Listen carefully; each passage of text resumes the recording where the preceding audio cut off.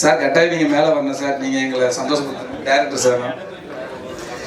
எனக்கு சின்ன இன்ப நாள் இது, இனிய நாள் இது.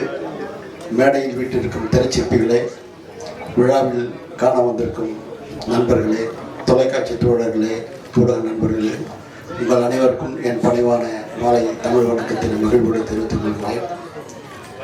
அரங்கம் நிறைந்து வழிந்து அரங்கத்தின் விலையையும் நிறைந்து வழியக்கூடிய இந்த காட்சி காண கண்கொள்ளாதது. இப்படியே திரையரங்கமும் நிறைந்து அரங்கங்கள்லாம் தங்க சுரங்கங்களாக வசூலை கொட்டி ராஜபுத்திரன் மாபெரும் பேரரசனாக விளைகிற வாழ்க்கை விடைபெறுகிறேன். நன்றி, வணக்கம். ரொம்ப நன்றி.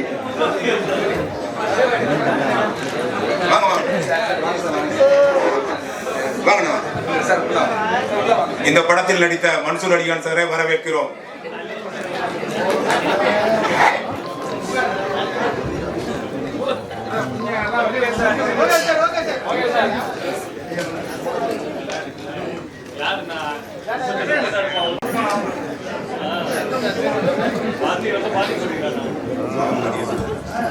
ஊருக்கும் பேருக்கும் தலைமுறை சொல்லும் ஒரு பெயர் புத்திரன். இங்கே உறவுகளை சொல்லும் ராஜபுத்திரன் படக்குழுவை வாழ்த்து வந்திருக்கும் மகா பட தயாரிப்பாளர் மதிய அவர்களை சில வார்த்தைகள் பேச அழைக்கிறோம்.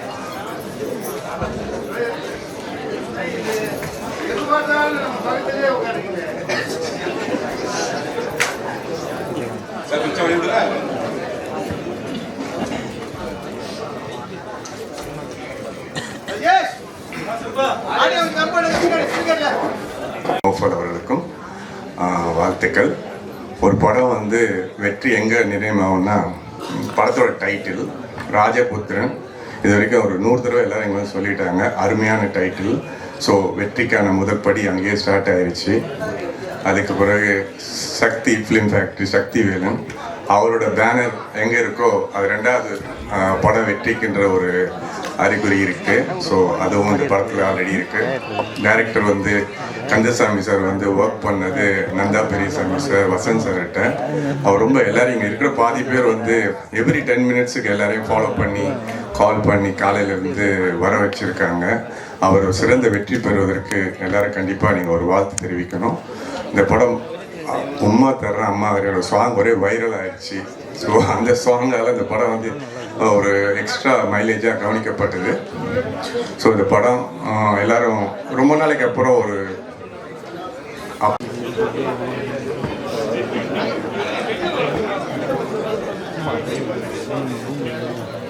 திரு எஸ். ஏ. சந்திரசேகர் சார் அவர்களை மேடைக்கு அழைக்கிறோம்.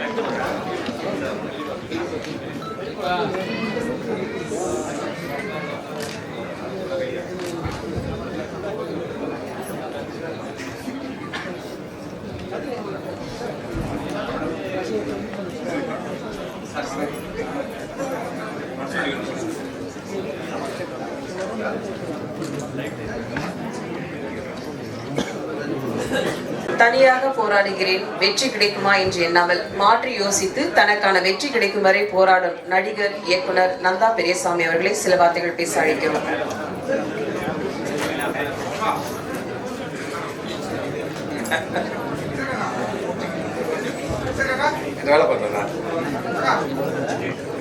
எண்ணிய முடிதல் வேண்டும், நல்லவே எண்ணல் வேண்டும் என்ற மகாகவி பாரதியார் வரிகளோடு வந்திருக்கும் அனைவருக்கும் மாலை வணக்கம்.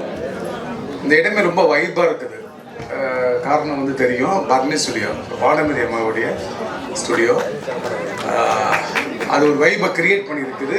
பிரபு சாரும் வந்து ரொம்ப உற்சாகமாக ரொம்ப அழகாக பேசிட்டு போனார். ஒரு விஷயத்தில் பாராட்டணும். பொதுவாக இந்த மாதிரி அப்பா பையன் கதையில் வந்து அப்பா வந்து சேரில் உட்காந்துருப்பாரு, பையன் வந்து நிற்பார். அதை மாற்றி அதுக்கு சம்மதிச்சிருக்கிறாரு. இளைய தலைமுறைக்கு வழி விடணும்னு சொல்லி இந்த போஸ்டரை வந்து நம்ம வரவேற்கணும். பிரபு சாருக்கு நன்றி சொல்லணும். மகாகந்தனுடைய ஒரிஜினல் பேர் வந்து கந்தசாமி. அவர் வந்து போலீஸ் கான்ஸ்டபிளாக ஒர்க் பண்ணிட்டு வாய்ப்பு தேடினாரு. அப்போ தான் என்கிட்ட வந்து வேலை பார்த்தாரு. பகல் ஃபுல்லாக அங்கே ஒர்க் பண்ணிட்டு நைட்டு டிஸ்கஷனுக்கு வருவார். ஒரு 6 மணி 7 மணிக்கு வந்துட்டு அடுத்த காலையில் போய் குளிச்சுட்டு டியூட்டி போவார். சினிமாவுக்காக அப்படி வெறித்தனமாக சினிமாவில் சாதிக்கே ஆகணும்னு சொல்லி வந்தவர் தான்.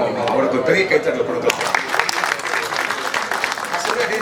கான்செப்ட் விட நிறைய சம்பளம் கிடைக்கும், ஏன்னா இங்கே வந்து கஷ்டப்பட போகிறோம், அங்கே போய் கஷ்டப்பட்ட ஒரு ப்ரொமோஷன் கிடைக்கலான்னு ஆனால் இங்கே வந்து கஷ்டப்பட்டு டைரக்டராக ப்ரமோஷன் பண்ணியிருக்கிறாரு. அவருக்கு வாழ்த்துவோம். ரொம்ப அடம்பிடிப்பார், ரொம்ப அடம்பிடிச்சு எதையுமே வந்து யோசமாக இருக்குது. இங்கே நிறைய பேர் வந்திருக்கிறாங்க, நிறைய பேசணும். மாபெரும் வெற்றியடைய இறைவனை வேண்டி வாழ்த்துகிறோம். நன்றி. நன்றி. அடுத்து நாம் பேச அழைக்கிறோம் ஆரி அவர்களை மேடைக்கு அழைக்கிறோம். ஆரிபுரம் தனஞ்சலி சார், நான் ஒரு மெசேஜ் தான் போட்டேன் சார், எனக்காண்டி வந்திருக்க சார்னு. ஏற்கனவே இந்த படத்தை வந்து தனஞ்சலி சார் பார்த்துருக்காரு, ஒரு 2 கரெக்ஷன் சொல்லியிருந்தாரு, அந்த கரெக்ஷனையும் பண்ணியிருக்கேன் சார். நன்றி சார். அனைவருக்கும் வணக்கம். ராஜபுத்திரன் நிறைய பர்சனல் கனெக்ட் உள்ள படம், நிறையா பேசுகிறதுக்கு இருக்குது. ஆனால் இங்கே வந்து ஒரு திருவிழா மாதிரி ஒரு கூட்டம், கிட்டத்தட்ட மாநாடு மாதிரி நடந்துக்கிட்டு இருக்கு இந்த விழா. நான் ரொம்ப டைம் எடுத்துக்க விரும்பலை. 8 தோட்டாக்கள் ஜிவி ஆரம்பித்து மிக சிறப்பான படங்களை பண்ணிக்கிட்டு இருக்க சகோதரர் வெற்றி அவர்களுடைய படங்கள் வந்து தொடர்ச்சியாக நான் வெளியிடுவேன். அவருடைய படங்கள் வெளியிடுறப்ப எல்லாம் வந்து எனக்கும் வந்து வெற்றி கிடைக்கும். அந்த மாதிரி ஒரு படமாக இந்த ராஜபுத்திரனும் அமையும் அப்படின்னு நான் நம்புகிறேன். இந்த படத்தை பொறுத்த வரைக்கும் பார்த்துட்டிங்கன்னா, இதோட தயாரிப்பாளர் வந்து ராஜபுத்திரன் தான், சபி. அது இல்லாமல் பார்த்தீங்கன்னா அவங்களோட அப்பா ரொம்ப ரொம்ப ஒரு எனர்ஜெட்டிக்கான பர்சன். ஒரு ப்ராஜெக்ட் எடுத்துகிட்டு அந்த ப்ராஜெக்டை எந்த லெவலில் எடுத்துக்கொண்டு போய் சேர்க்கணும், அந்த ப்ராஜெக்ட்டுக்கு என்னென்னவெல்லாம் வேணும், கொஞ்சம் கூட சமரசமே இல்லாமல் கிட்டத்தட்ட அவர் இப்போ தான் காலேஜ் முடிச்சுட்டு வந்த அளவுக்கு பயங்கர எனர்ஜியோட ஒர்க் பண்ணக்கூடிய ஒரு பர்சன். அவரை பற்றி பர்சனலாக பேசிக்கிட்டு இருந்தார். ஒரு மிக சாதாரணமாக சென்னைக்கு வந்து தொழில் தொடங்கி இன்னைக்கு தொழிலில் வந்து ஒரு முக்கியமான இடத்துக்கு போய் அடுத்த கட்டமாக சினிமாவை வந்து எந்த அளவுக்கு இந்த ஒரு படம் வந்து என்னென்னா, அவர் வந்து என்னென்னா இந்த ஒரு படத்தில் வந்து கிட்டத்தட்ட ஒரு 10 படத்துக்கான அனுபவத்தை பெற்றுக்கொண்டு மிகப்பெரிய ஒரு ப்ரொடியூசராக வர்றதுக்கான முழு தகுதியோட வந்திருக்கிறார். அவருக்கு வந்து பிறகு வந்து நிறைய வெற்றிகள் காத்துக்கிட்டு இருக்கு. இன்னும் சொல்லப்போனால் அவருடைய சன் அவர்களை வந்து வச்சு படங்கள் பண்ணணும்னு ஆசைப்படுறாரு. நிச்சயமாக அது எல்லாமே நடக்கும். இந்த படத்துக்கு பார்த்தீங்கன்னா சின்ன சின்ன விஷயங்கள் வரைக்கும் ரொம்ப கேர் எடுத்து பண்ணியிருக்காங்க. படத்துடைய இயக்குனர் மகாகந்தன், எங்கள் வெற்றி பிரதருக்கு வந்து ரொம்ப அழகான காதல் காட்சிகளாக இருக்கட்டும் ரொம்ப ரொம்ப ரொம்ப அழகாக பண்ணியிருக்காரு. அந்த ராம்நாடை வந்து முழுக்க கண்ணுக்கு நேராக கொண்டு வந்திருக்காரு. ஒரு ட்ரோன் ஷாட் மாதிரி வந்து ஒரே ஷாட்டில் அந்த ராம்நாடோட வறட்சியும் இதையும் எடுத்தாந்து நிப்பாட்டுவாங்க. ஒரு பாடலாக இருந்தால் அது வைரமுத்து சார் எழுதியிருப்பாரு. வைரமுத்து சார் தாண்டி ஒரே ஒரு வரி என்னமோ ஒன்று பண்ணும், யாருன்னு பார்த்தா அது வந்து இளைய தலைமுறை பாடலாசிரியராக இருப்பார். மீச வச்ச அம்மா எங்கள் அப்பா அப்படின்ற மாதிரி இருக்கும். என்னடா பண்ணி ஒரு எளியோனின் கோரிக்கையாக இதை வைக்கிறேன். இது வந்து இவ்வளோ பெரிய ப்ரெஸ்ஸுக்கு முன்னாடி பண்ணுறது வந்து ஒரு வாய்ப்பு. இந்த வாய்ப்பை நான் தவற விடக்கூடாதுங்கிறதுக்காக சொல்லி அவர்களுக்கும் அவருடைய சன் சசி பிரதர்களுக்கும் ரொம்ப ரொம்ப நன்றி. ரொம்ப அழகாக வந்திருக்கு. ரொம்ப ஒரு தேவையான ஒரு விஷயம் இது நம்ம தமிழ் சினிமாவுக்கு. இப்போ இந்த மாதிரி வில்லேஜ் ஸ்டோரியில் வர பேக்ரவுண்ட் உள்ள ஸ்டோரிஸ். அண்ட் சின்னதாக நான் ஒரு விஷயம் சொல்லணும்னு ஆசைப்படுறேன். இப்போ வந்து தயாரிப்பாளர்கள் வந்து ரொம்ப கம்மியாயிட்டு வரேன். And stunt director Rakesh brother, hi. என்னுடைய படத்தில் வந்து அசிஸ்டண்ட்டாக வேலை செஞ்சாப்புல, இப்போ வந்து மெயின் ஸ்டண்ட் கோரியோகிராஃபராக வேலை செய்கிறாரு. மேடையில் வந்திருக்கின்ற நண்பர்களுக்கும் மீடியா நண்பர்களுக்கும் என்னுடைய மாலை வணக்கம். எனக்கு இந்த படத்து சம்பந்தமாக நிச்சயமாக இதுக்கு வரணும் பிரபு சார் சொன்னார் அப்படின்னு இன்விடேஷன் கொண்டாந்து கொடுத்தாரு. நான் வந்துட்டேன். இருந்தாலும் ஒரு திரைப்பட விழா, இந்த திரைப்படம் ஒரு பெரிய வெற்றி அடையணும். ஏற்கனவே 2 வெற்றிகளை தயாரிப்பாளர் கொடுத்துருக்காருன்னு கேள்விப்பட்டிருக்கேன்.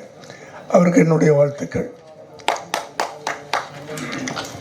அடுத்து கதாநாயகனாக ஒரு கதாநாயகனாக 2 பேர் கதாநாயகன் கேள்விப்பட்டேன். ஒன்று நண்பர் பிரபு சார் 2வது வெற்றி. பிரபு சார் நிறைய வெற்றிகளை பார்த்துட்டாரு. வெற்றியை பார்க்கணும்.